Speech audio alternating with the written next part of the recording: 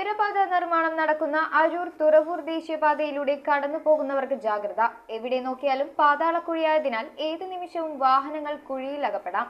ഇത്തവണ അരൂരിലെ പെട്രോൾ പമ്പിന് സമീപത്ത് വെച്ചാണ് യാത്രക്കാരുമായി സഞ്ചരിച്ച സ്വകാര്യ ബസ് കുഴിയിൽ കുടുങ്ങിയത്.